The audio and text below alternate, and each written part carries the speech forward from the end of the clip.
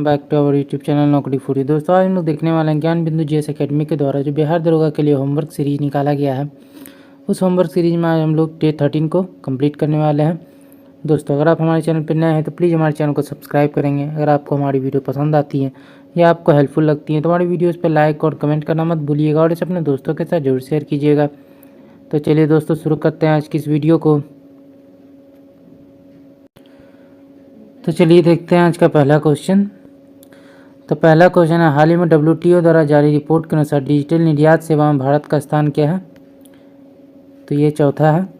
दूरसंचार में भारत का स्थान दूसरा है। स्मार्टफोन उत्पादन में भारत का स्थान क्या है? इसमें भी दूसरा है। भारत द्वारा तेल आयात के लिए पहली बार किस अरब देश को रुपये में पहला भुगतान किया गया? तो UAE को। शिक्षा पर सम्मेलन 2024 किस अरब देश में आयोजित किया गया? तो UAE में। COP28 का आयोजन कहाँ किया गया? UAE में। हाल ही में कैबिनेट द्वारा पैन 2.0 परियोजना लागू की गई, इसका संबंध किस विभाग से है? तो आयकर विभाग से है। वित्तीय वर्ष 2023-24 के लिए अटल पेंशन वार्षिक योजना अवार्ड किस बैंक को प्रदान किया गया? तो बैंक ऑफ इंडिया को, जिसकी स्थापना 1907 में की गई थी। अटल पेंशन योजना की शुरुआत कब हुई? 2015 में। NPS नई पेंशन योजना की जो है मंजूरी कब दी गई थी? तो 2024 में। निम्नलिखित में से सही कथन को छांटना है। तो दोनों कथन जो है सही हैं। दिसंबर 2024 में लोकसभा में रेलवे संशोधन विधेयक 2024 पारित किया गया। यह विधेयक से रेलवे बोर्ड की कार्यप्रणाली में सुधार लाने के उद्देश्य को पूरा करता है, जिसके परिणाम स्वरूप रेलवे नेटवर्क का कुशल विकास हो सकेगा। हाल ही में भारतीय स्टेट बैंक अधिनियम 1955 और रिजर्व बैंक 1934 के कानून में सुधार के लिए लोकसभा में कौन सा अधिनियम पारित किया गया? तो बैंकिंग सुधार अधिनियम 2024। आगे देखते हैं, बोन असिफिकेशन टेस्ट के संबंध में कौन सा कथन जो है सही है? तो 2 और 3 जो है सही है। इस परीक्षण को अचीकरण परीक्षण भी कहा जाता है। इस परीक्षण का उपयोग अस्थि के संलयन स्तर का विश्लेषण करके किसी व्यक्ति की वास्तविक आयु का अनुमान लगाने के लिए किया जाता है। पहला जो है व्यक्ति की मानसिक आयु का पता लगाने के लिए बोन असिफिकेशन टेस्ट किया था, नहीं गलत है। ये मानसिक नहीं, वास्तविक आयु जानने के लिए किया जाता है। भारत में बहुउद्देशीय निर्वाचन प्रणाली को कब लागू किया गया तथा इसे कब समाप्त किया गया? तो इसे जो लागू किया गया 1951 से 52 में और इसे समाप्त किया गया था 1957 में। भारतीय रिजर्व बैंक द्वारा वर्तमान वित्तीय वर्ष में मुद्रास्फीति की दर कितनी निर्धारित की गई है? तो 4.5 से 4.8%। इंद्रधनुष योजना की शुरुआत कब की गई और इसका संबंध किससे है? तो 2014 में की गई। सार्वभौमिक टीकाकरण से है। भारतीय संविधान में एकता और समानता और बंधुता कहाँ से ली गई है? तो ये फ्रांसीसी क्रांति से ली गई है। संयुक्त राष्ट्र द्वारा मानवाधिकार की घोषणा कब की गई? तो 10 दिसंबर 1948। भारतीय वन सर्वेक्षण संस्थान का मुख्यालय कहाँ अवस्थित है? तो ये देहरादून में है। सुगौली की संधि किस वर्ष तक इनके बीच की गई थी? तो 1815-16 में ये की गई, ब्रिटिश ईस्ट इंडिया कंपनी और नेपाल के बीच। पानी में गिरा हुआ सिक्का जो है ऊपर उठा हुआ प्रतीत होता है, यह प्रकाश की किस घटना के कारण संभव है? तो अपवर्तन। आयनीकरण की प्रक्रिया में पदार्थ की किस अवस्था में परिवर्तित होते हैं? तो गैस से प्लाज्मा में। 16वें वित्त आयोग का कार्यकाल कब से कब तक होगा? तो 1 अप्रैल 2026 से 31 तक। जठर ग्रंथियाँ हमारे शरीर के किस भाग में पाई जाती हैं? तो अमाशय में। किसी देश की आर्थिक वृद्धि का सर्वाधिक उपयुक्त माप कहलाता है GDP। अंतर्राष्ट्रीय सौर गठबंधन की स्थापना किस समझौते के तहत की गई थी? तो पेरिस समझौता। भारतीय तटरक्षक बल के गठन की अवधारणा किस युद्ध के बाद अस्तित्व में आई थी? तो इंडिया पाक 1971। ताशकंद समझौता 1966 के लिए दोनों पक्षों को ताशकंद में किसके द्वारा आमंत्रित किया गया था? तो USSR। पराक्रम दिवस कब और किसकी जयंती पर मनाया जाता है? 23 जनवरी को मनाया जाता है, सुभाष चंद्र बोस की जयंती पर। प्राकृतिक गैसों के प्रमुख घटक कौन है? तो यह है इथेन। आगे देखते हैं, भारतीय प्रतिभूति और विनिमय बोर्ड अधिनियम 1992 के तहत किस संस्था को वैधानिक दर्जा प्रदान किया गया? तो यह है सेबी। टिस्को कंपनी की स्थापना कब और किसके द्वारा की गई थी? तो 1907 में की गई थी, दोराबजी टाटा के द्वारा। थोरियम जो है एक महत्वपूर्ण अयस्क है, तो किसका है? यह मोनाजाइट बालू का अयस्क है जो भारत में पाया जाता है, केरल में। भारत जो है इसमें प्रथम स्थान पर है थोरियम में। मगध के किस शासक ने सर्वप्रथम अपने पिता की हत्या कर अपना शासन जो है स्थापित किया था? तो बिम्बिसार। संविधान के किस अनुच्छेद के तहत राष्ट्रपति लोकसभा में बहुमत दल के नेता को प्रधानमंत्री नियुक्त करता है? आर्टिकल 75। चौरी चौरा घटना के कारण महात्मा गांधी द्वारा असहयोग आंदोलन को कब वापस ले लिया गया था? तो 12 फरवरी 1922। डेजर्ट साइक्लोन अभ्यास किन दो देशों के बीच आयोजित किया गया? यूएई, फ्रांस और इंडिया। एआई आधारित गुजरात सुरक्षा प्रणाली, सॉरी यहाँ पे होगा गजराज, होगा गजरात लिखा गया है तो ये गजराज होगा।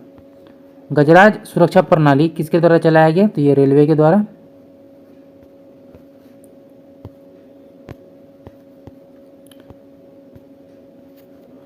आगे देखते हैं, सहकारी समितियों को संविधान में किस संवैधानिक संशोधन के तहत उल्लेखित किया गया है?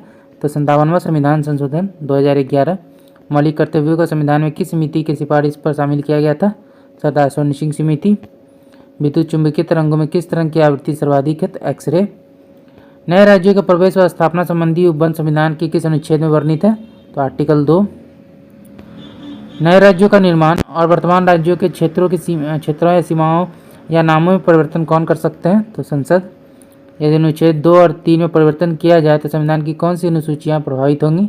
अनुसूची 1 और 4। भारत के राज्य की सीमा क्षेत्र नाम में परिवर्तन करने के लिए क्या संबंधित राज्य से अनुमति की आवश्यकता होती है? तो नहीं। सन 1956 से पूर्व भारतीय राज्य कितने भागों में विभाजित था? 4 भागों में। संविधान लागू होने के समय भारत में राज्यों और संघ शासित क्षेत्रों की संख्या कितनी थी? तो राज्य थे 14 और यूनियन टेरिटरी थी 6। संविधान की किस भाग में अस्थायी संक्रमणकालीन और विशेष उपबंधों के प्रावधान है? तो ये हो जाएगा भाग 19। संविधान के किस भाग में तीनों स्वप्नों में पंचायत बनाने की परिकल्पना है? तो भाग 9। आधुनिक भारतीय इतिहास के संदर्भ में निम्न में से कौन सा नरम दलीय नेता थे? तो ये थे फिरोज मेहता और गोपाल कृष्ण गोखले। कौन पहली भारतीय महिला थी जो भारतीय राष्ट्र कांग्रेस की अध्यक्ष बनी? तो सरोजिनी नायडू। आगे देखते हैं, भारतीय राष्ट्र कांग्रेस के किस अधिवेशन में वंदे मातरम पहली बार गाया गया था? तो 1896। दादा भाई नौरोजी कितनी बार भारतीय राष्ट्र कांग्रेस के अध्यक्ष बने थे? तो 3 बार। भारतीय राष्ट्र कांग्रेस की पहले अंग्रेज अध्यक्ष कौन थे जिन्होंने जो है अध्यक्षता 1888 का इलाहाबाद अधिवेशन में किया था? तो ये थे जॉर्ज यूल। किस ब्रिटिश सेवानिवृत्त सिविल सेवा अधिकारी ने भारत राष्ट्र संघ की पहली बैठक बुलाने का पहल किया था? तो ये थे ए.ओ. ह्यूम। किस अधिवेशन में कांग्रेस 2 भागों में नरम दल और गरम दल में जो है विभाजित हो गया? तो 1907 में। स्वतंत्रता के बाद जयपुर में आयोजित भारतीय राष्ट्र कांग्रेस के अधिवेशन के अध्यक्ष कौन थे? तो ये थे पट्टामी सीतारामैया। भारतीय राष्ट्र कांग्रेस के संबंध में निम्नलिखित कथनों पर विचार कीजिए, कौन सा कथन इसमें सही है? तो भारतीय राष्ट्र कांग्रेस की स्थापना 1885 में हुई थी। प्रारंभिक नेता मुख्य रूप से उच्च मध्यम वर्ग थे। कांग्रेस का पहला अधिवेशन बम्बई में आयोजित किया गया था। यानी 1, 2 और 4 जो है सही है। पहली बार पूर्ण स्वराज कांग्रेस द्वारा कहाँ घोषित किया गया था? तो 1929। निम्नलिखित में से किसके द्वारा सरोजिनी नायडू को भारतीय राष्ट्र कांग्रेस के अध्यक्ष के रूप में चुना गया था? तो 1925 में। भारतीय राष्ट्र कांग्रेस के कराची अधिवेशन वर्ष देश में आयोजित हुआ और इसकी अध्यक्षता की थी तो 1931 में, और ये सरदार पटेल के द्वारा इसकी अध्यक्षता की गई थी। कौन सा कारण भारत के उत्तर पश्चिम भाग में शीत ऋतु में होने वाली वर्षा के लिए उत्तरदायी है? तो पश्चिमी विक्षोभ। पश्चिमी विक्षोभ के संदर्भ में नीचे दिए कथनों पर विचार कीजिए, कौन सा सही है? तो 2 सही है। भारत में इनका प्रवेश जो है पश्चिमी जेट प्रवाह द्वारा होता है। पहला कथन जो है गलत है। भारतीय मानसून के संदर्भ में नीचे दिए गए कथनों पर विचार कीजिए, कौन सा कथन सही है? तो 3 नंबर, भारतीय द्वीपों पर मानसून की सबसे पहली वर्षा होती है तथा मानसून की वापसी भी सबसे बाद में होती है। भारतीय मानसून की अरब सागर शाखा में बंगाल खाड़ी शाखा कहाँ मिलती है? तो गंगा के उत्तरी पश्चिम भाग में। वर्षा ऋतु में तमिलनाडु के शुष्क रहने का कारण है? तमिलनाडु का तट बंगाल की खाड़ी की मानसूनी पवनों के समानांतर पड़ता है। यह दक्षिण पश्चिम मानसून के अरब सागर शाखा के वृष्टि छाया क्षेत्र में स्थित है। निम्नलिखित में कौन सा कथन सही है? तो 1 नंबर, मानसून के पीछे हटने या लौट जाने को मानसून का निवर्तन कहते हैं। भारत के किन क्षेत्रों में वर्षा 200 सेंटीमीटर या उससे अधिक होती है? पश्चिमी घाट, उत्तर पूर्वी के उप हिमालयी क्षेत्र और मेघालय की पहाड़ियाँ। उत्तर पूर्वी मानसून में सबसे अधिक वर्षा प्राप्त करने वाला राज्य है मेघालय, मासीन राम। भारत की सर्वाधिक वर्षा मुख्यतः प्राप्त होती है साउथ वेस्ट मानसून से। अगला देखते हैं, सूची 1 को सूची 2 से सम्मिलित करना है। जलवायु परिस्थितियां और कारण दिए गए हैं, तो इसमें आंसर हो जाएगा A5, B1, C4 और D3। भारत में मानसून की उत्पत्ति निम्नलिखित पवनों में से किसके द्वारा होती है? तो दक्षिण पश्चिम मानसून से। निम्नलिखित राज्यों में किसमें अधिकतम औसत वार्षिक वर्षा होती है? तो मेघालय। भारत के पहले गैर नागरिक जिन्हें भारत रत्न से सम्मानित किया गया तो खान अब्दुल गफ्फार खां। भारत रत्न पुरस्कार पाने वाले भारत के पहले उपराष्ट्रपति कौन थे? सर्वपल्ली राधाकृष्णन। भारत रत्न पुरस्कार तुरंत अस्वीकार करने वाले पहले भारतीय व्यक्ति कौन थे? तो अब्दुल कलाम आजाद। निम्नलिखित में से किस व्यक्ति को भारत रत्न से सम्मानित किया गया और बाद में पुरस्कार वापस ले लिया गया? तो सुभाष चंद्र बोस। भारत रत्न पुरस्कार भारत के डैश द्वारा प्रदान किया जाता है? तो राष्ट्रपति। भारत रत्न के लिए सिफारिशें डैश द्वारा और डैश को की जाती है? पीएम के द्वारा की जाती है, राष्ट्रपति से। सन 2024 में भारत रत्न से कितनी विभूतियों को जो है सम्मानित किया गया? तो 5। भारत रत्न पहले 3 प्राप्तकर्ता सीवी रमन, राधाकृष्णन और राजगोपालाचारी। भारत रत्न प्राप्त पहले वैज्ञानिक थे सीवी रमन। भारत रत्न प्राप्तकर्ता पहले पीएम पंडित नेहरू। मरणोपरांत भारत रत्न प्राप्तकर्ता पहले पीएम लाल बहादुर शास्त्री। भारत रत्न प्राप्तकर्ता पहली महिला इंदिरा गांधी। भारत रत्न प्राप्तकर्ता दूसरे विदेशी नेल्सन मंडेला।